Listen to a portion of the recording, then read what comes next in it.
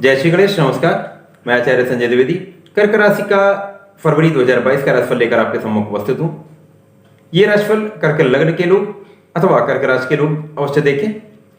कर्क राशि के जातकों के लिए फरवरी माह किस प्रकार का रहने वाला है, किस प्रकार के लाभ मिलने वाले हैं, क्या संभावनाएं दिख रही हैं, किस प्रकार का ये गोचर रहने वाला है तथा कहाँ समस्याएं आ सकती हैं तथा उनका क्या समाधान है, इनका संपूर्ण विश्लेषण मैं पूर्ण तर्क के साथ करने वाला हूं।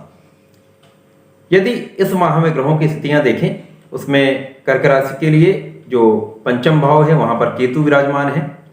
षष्टम में मंगल के साथ शुक्र की युति चल रही है। उसके पश्चात सप्तम भाव में 3 ग्रहों की युति है जो अत्यंत प्रबल भाव हो रहा है। सप्तम भाव वहां पर सूर्यदेव हैं, शनिदेव हैं तथा बुध हैं। इसके पश्चात गुरुदेव बृहस्पति का गोचर अष्टम भाव में चल रहा है, राहु एकादश भाव में। जो ये समस्त ग्रहीय स्थितियां हैं ये दर्शा रही हैं कि सप्तम भाव प्रबल बलवान हो रहा है, बहुत बलवान है। तो इनके अनुसार जो संभावनाएं बन रही हैं वो किस प्रकार की होंगी। कर्क राशि चंद्रमा की राशि है। यहां पर जो कारक ग्रह हैं वो मंगल, सूर्यदेव तथा गुरुदेव बृहस्पति बनते हैं। यहां पर यदि देखा जाए तो सूर्यदेव का गोचर सप्तम भाव में है। सप्तम भाव में मकर राशि में जो शनिदेव की राशि है वहां पर सूर्यदेव गोचर कर रहे हैं। यद्यपि यहां पर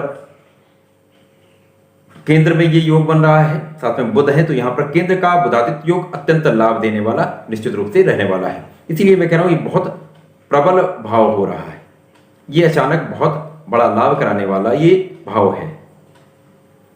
क्या लाभ मिलेंगे इसके बारे में विस्तृत विश्लेषण करूंगा। सर्वप्रथम ये देखें, जो पंचम भाव में केतु का रहना तथा पंचम भाव के जो स्वामी हैं अर्थात मंगल, वो षष्ठम भाव में गोचर कर रहे हैं। तो यहां पर ये दर्शाता है कि यहां पर संतान को कुछ कष्ट अथवा यहां पर संतान के स्वास्थ्य में कुछ निर्बलता ये आ सकती है। उसी के साथ जो शैक्षिक भाव है वो कहीं ना कहीं पीड़ित हो रहा है, उसमें कुछ निर्बलता आ रही है। शिक्षा में कुछ व्यवधान आने की संभावना दिखती है। प्रेम का भाव है, प्रेम के जो स्वामी है वो शुक्राचार्य के साथ है। निश्चित रूप से प्रेम संबंध बनेंगे, परंतु ये संबंध सफल नहीं होंगे, निश्चित रूप से ऐसा होगा। उसके पश्चात षष्ठम भाव को यदि हम देखते हैं तो यहाँ पर मंगल और शुक्र की जो युति है वो गुरुदेव की राशि धनु राशि में बन रही है। अब यहाँ पर यदि मैं देखता हूं तो जो कर्म भाव के स्वामी मंगल हैं तथा जो पंचम के स्वामी हैं, दोनों कहीं ना कहीं दुर्बल होकर षष्ठम में गोचर करेंगे। तो कार्यक्षेत्र में कहीं ना कहीं कुछ व्यवधान अथवा कार्यक्षेत्र में कहीं कुछ हानि की संभावना दिखती है, या कुछ कार्यक्षेत्र में समस्याएं दिखती हैं, यह भी हो सकता है। यह निश्चित रूप से होता है क्योंकि यहां पर मंगल पराक्रम के भी कारक हैं। पराक्रम के स्वामी का जाकर षष्ठम में गोचर करना दुर्बलता देता है, परंतु सबसे बड़ा यहां पर यह लाभ होगा कि यहां पर आपके शत्रुओं का शत्रुहंता योग बनता है। जैसे शत्रु आपका कुछ बिगाड़ नहीं पाएंगे, शत्रुओं का विनाश निश्चित है। किसी प्रकार का ऋण आपको नहीं लेना चाहिए, ऋणों में वृद्धि करने का योग बनता है। ऋण बिल्कुल नहीं देना चाहिए, ऋण लेना भी नहीं चाहिए। दोनों प्रकार से आपको हानि की संभावना है। मंगल के साथ शुक्र की युति, क्योंकि यहां पर शुक्राचार्य जो है वो सुख भाव के स्वामी है तथा शुक्राचार्य ही एकादश के भी स्वामी है। तो एकादश यानी लाभ भाव के स्वामी का, सुख भाव के स्वामी का जाकर षष्ठम में गोचर करना निर्बलता अवश्य देगा, परंतु शुक्राचार्य को षष्ठम का कार्यकत्व प्राप्त है। तो कहीं ना कहीं आपको धन का आगमन या सुखों में कमी अवश्य होगी, परंतु सुख कुछ ना कुछ आपको मिलता ही रहेगा, बहुत निर्बलता नहीं आने पाएगी। परंतु यहां पर यदि लाभ की मात्रा देखें तो लाभ की मात्रा में निश्चित रूप से कमी होगी। सप्तम भाव को यदि देखते हैं, सप्तम भाव बहुत बलवान है। यहां पर सूर्य, शनि तथा बुध की युति है। क्योंकि सूर्यदेव कारक हैं, सूर्यदेव राजा भी हैं और केंद्र में आकर उनका बुधादित्य बना देना, तो बुधादित्य योग का बनना अत्यंत शुभ है, बहुत बड़ा लाभ देगा। जो समस्त समस्याएं आ रही हैं उनका ये समाधान ये भाव करने वाला है। अर्थात यहां पर आपके प्रभुत्व में वृद्धि, आपका व्यक्तित्व प्रभावशाली होगा, आपका कार्यक्षेत्र जो होगा वहां पर आपका प्रभाव बढ़ेगा, आप जिस भी कार्य क्षेत्र में हैं, यदि आप व्यापार करते हैं तो वहां पर भी आपको इसका प्रभाव निश्चित रूप से दिखेगा, आपको वहां पर लाभ मिलेगा। लाभ की मात्रा कम होगी परंतु आपका प्रभाव निश्चित रूप से बढ़ेगा। केंद्र का बुधादित्य योग निश्चित रूप से आपके व्यक्तित्व को विशाल करता है। वाणी बहुत बढ़िया हो जाएगी, वाणी से आपको लाभ मिलेगा। शनि के साथ युति का होना कहीं ना कहीं कुछ यहां पर निर्बलता देगा परंतु लाभ अवश्य कराएगा।